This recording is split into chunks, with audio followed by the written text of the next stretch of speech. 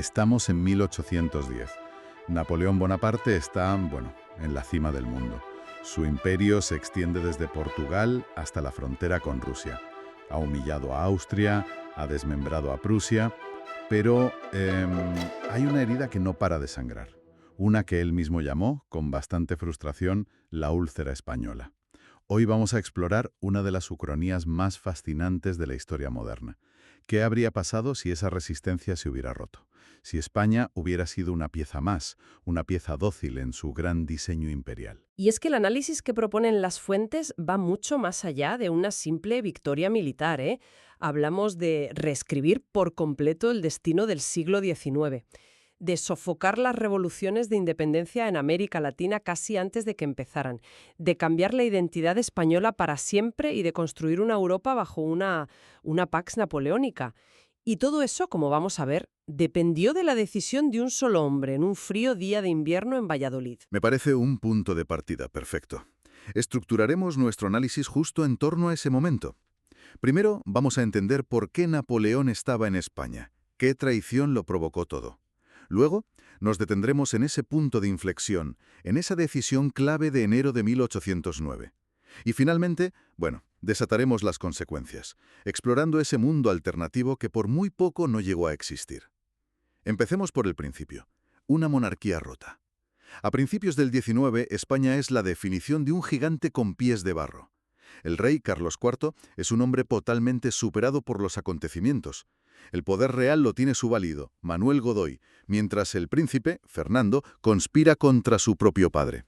Era una corte que se estaba devorando a sí misma, literalmente. Y Napoleón, desde París, lo veía todo. Con una atención casi de depredador. Exacto. Él no veía una crisis, veía una oportunidad de oro para su gran proyecto, el bloqueo continental contra Gran Bretaña. Necesitaba cerrar el puerto de Lisboa y el Tratado de Fontevouclou de 1807. Que Godoy firma con una ingenuidad pasmosa. Totalmente. Pues ese tratado le da la excusa perfecta para cruzar los Pirineos. El pretexto era invadir Portugal, pero claro, sus tropas no solo pasaron. Se instalaron. Por toda España. Y esa presencia militar es lo que hace que todo estalle. El motín de Aranjuez en marzo de 1808, una revuelta popular que provoca la caída de Godoy y obliga a Carlos IV a abdicar en favor de su hijo, Fernando VII. Pero claro, Napoleón no había movido un ejército para cambiar un Borbón por otro. ¿Qué es lo que hace entonces? Pues aquí despliega todo su genio para la manipulación. Convoca a toda la familia real a Bayona, en Francia, con el pretexto de mediar. Una trampa, en toda regla. Una vez allí, aislados, intimidados, los fuerza a abdicar. Primero obliga a Fernando a devolverle la corona a su padre. Y luego convence a Carlos IV de que se la ceda a él. Exacto. La cita que recogen las fuentes de Carlos IV es demoledora. Dice algo como: cedo todos mis derechos al trono de España y de las Indias a su majestad el emperador Napoleón como el único que puede restaurar el orden. Es una cesión en toda regla del imperio. Y una vez que es legalmente el dueño del trono, se lo entrega a su hermano, José Bonaparte. Pero mientras la realeza capitulaba en Francia, el pueblo en Madrid tenía otros planes. El 2 de mayo de 1808, la ciudad se levanta en armas contra las tropas del mariscal Murat. Y es importante lo que señalan las fuentes, ¿eh? Este no es el inicio formal de la guerra. Eso fueron las juntas provinciales semanas después. Pero el 2 de mayo fue sin duda el grito que despertó a una nación. Y ese grito se convirtió en un ejército. Un ejército que, para sorpresa de todos, asestó un golpe que resonó en toda Europa. El 19 de julio de 1808, en Bailén, un ejército español improvisado rodea y fuerza la rendición de un cuerpo de ejército imperial al completo. Las cifras que se citan son de casi 18.000 soldados franceses hechos prisioneros. Una barbaridad. Pero fíjate que lo fascinante no es solo los números, es el impacto simbólico. Por primera vez en años, un águila imperial era derrotada en campo abierto. Se rompe el mito de la invencibilidad. Se rompe por completo. Y esto es clave porque la guerra en 1808 no era solo de cañones, era de propaganda. La noticia de Bailén fue un shock. De repente los diplomáticos en Viena, en Berlín, empiezan a pensar, oye, pues quizá no es invencible. Bailén no solo liberó Madrid temporalmente, sino que liberó la imaginación de los enemigos de Napoleón. Y para un hombre como él, una humillación personal era una cuestión de Estado. No podía permitirlo. no podía permitir que una banda de campesinos y monjes, como él los llamaba, desafiara a su ejército. Su reacción, por supuesto, fue contundente. Totalmente. En noviembre de 1808, él mismo cruza los Pirineos al frente de la Grande Armée, de la élite de sus veteranos. Desata una campaña relámpago, destroza las defensas españolas en semanas y el 4 de diciembre ya está sentando otra vez a su hermano en el trono de Madrid. Parecía que la rebelión había sido aplastada. Y justo aquí, con la victoria en la mano, llegamos a ese momento. Al momento que lo cambia todo. Estamos en enero de 1809. Napoleón está en Valladolid supervisando la persecución del ejército británico de Sir John Moore, que se retira hacia Galicia. Y en ese momento llega un mensajero urgente desde París. Las noticias son graves. Muy graves. El Imperio Austríaco se está rearmando para declararle la guerra en el corazón de Europa. Y se enfrenta a un dilema estratégico monumental. Claro. Por un lado, la úlcera española, una guerra de guerrillas brutal, sangrienta, que no parece tener fin. Por otro, una amenaza existencial. Un imperio como Austria desafiándole en el Danubio. Y toma la decisión que la historia registra. Prioriza Austria. Considera que lo peor en España ya ha pasado, que la rebelión está controlada, y deja la pacificación en manos de sus mariscales, que por cierto se odiaban y competían entre sí. Exacto. A principios de 1809...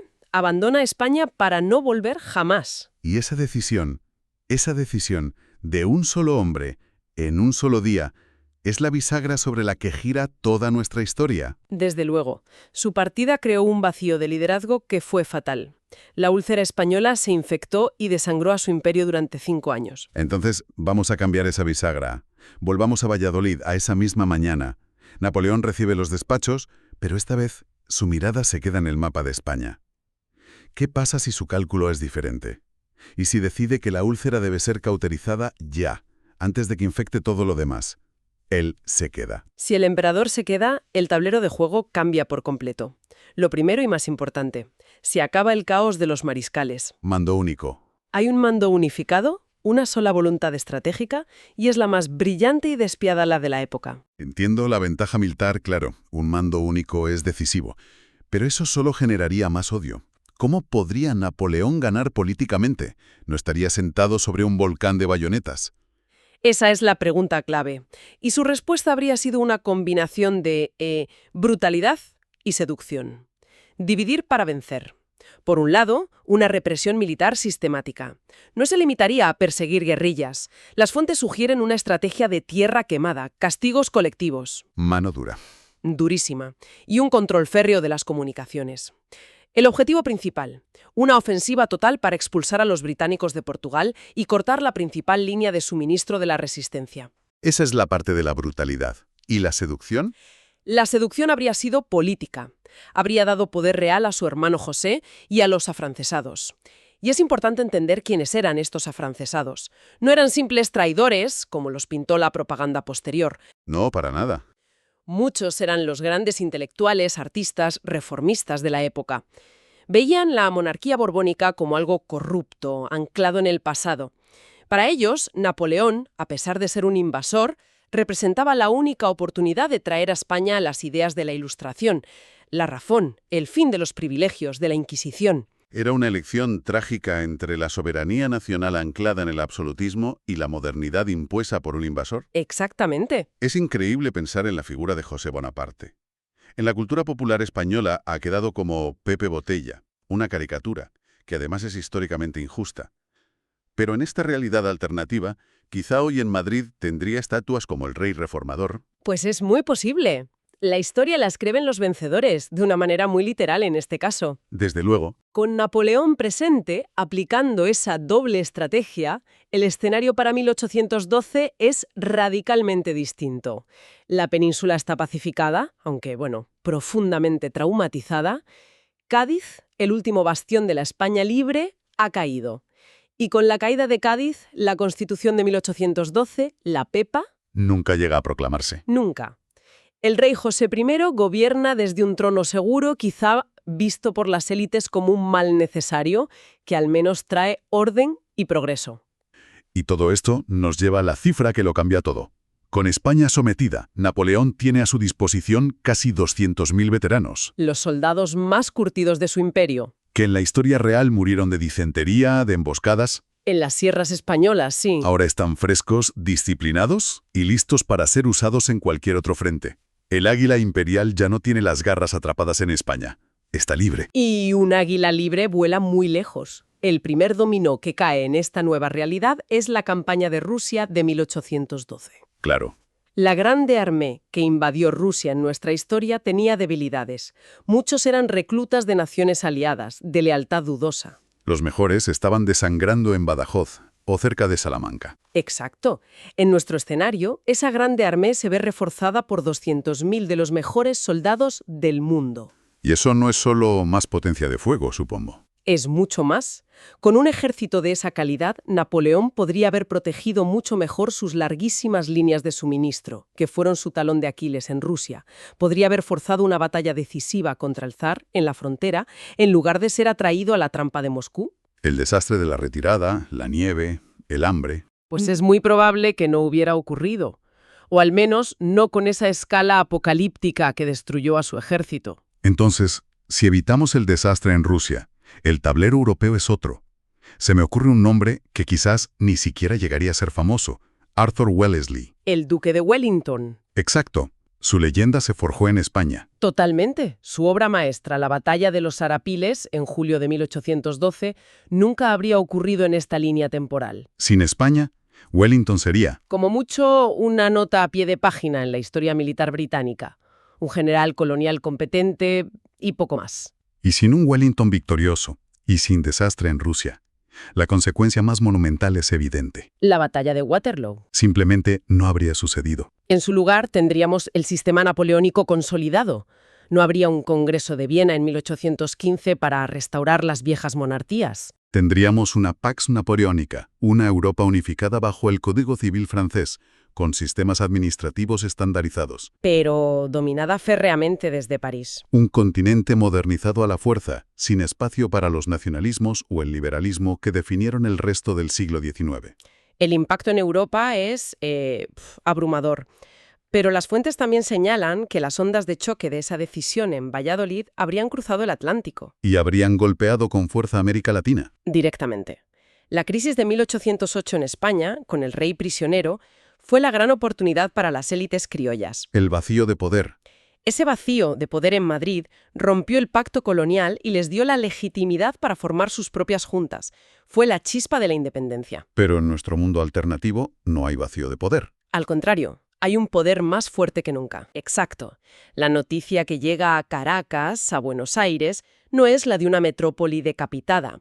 Es la de un formidable imperio franco-español, victorioso y con un ejército temible. La respuesta a los levantamientos de figuras como Bolívar o San Martín. Habría sido masiva. No los 10.000 hombres que llevó el general Morillo, que fue una fuerza insuficiente. Imagina una flota llegando con 50 o 60.000 veteranos de las campañas europeas. Las probabilidades de éxito de las revoluciones se habrían desplomado. El mapa de América Latina que conocemos, fracturado en 20 naciones, podría no existir. Podríamos hablar de un continente que permanece como un bloque de virreinatos bajo la órbita de París. Un nuevo mundo gobernado por un viejo rey impuesto desde Europa. Es asombroso. Hemos viajado desde la mente de un hombre en Valladolid en 1809 hasta un mundo completamente reconfigurado. Una España modernizada por la fuerza, una América Latina que sigue siendo colonia y una Europa napoleónica. Y la historia real, en cambio, nos cuenta que esa guerra brutal fue el crisol donde se forjó la identidad nacional española moderna. Y paradójicamente, el concepto de soberanía popular que nació en las Cortes de Cádiz. Y aquí, creo, reside la reflexión final que proponen las fuentes. El régimen de José Bonaparte prometía progreso, reformas ilustradas, el fin del antiguo régimen. Era sobre el papel un proyecto mucho más avanzado que el absolutismo que defendían los que luchaban en nombre de Fernando VII. Y eso nos obliga a plantearnos una pregunta que sigue siendo increíblemente relevante. ¿Cuál es esa pregunta? ¿Vale la pena el progreso si es impuesto por la bayoneta de un conquistador? La resistencia española, con todo su caos, su brutalidad, sus contradicciones, gritó un no rotundo. Fue una elección por la autodeterminación, por ser dueños de su propio destino, por encima de la promesa de una modernización forzada. Y ese no tuvo un eco que perdura hasta hoy. El propio concepto, la palabra guerrilla, fue el legado de España al vocabulario militar del mundo. Se convirtió en el manual de instrucciones para incontables luchas de liberación, demostrando una y otra vez que la voluntad de un pueblo puede ser a veces más poderosa que el mejor ejército del mundo. Y ese, quizás, es el legado más profundo e inesperado de la úlcera española.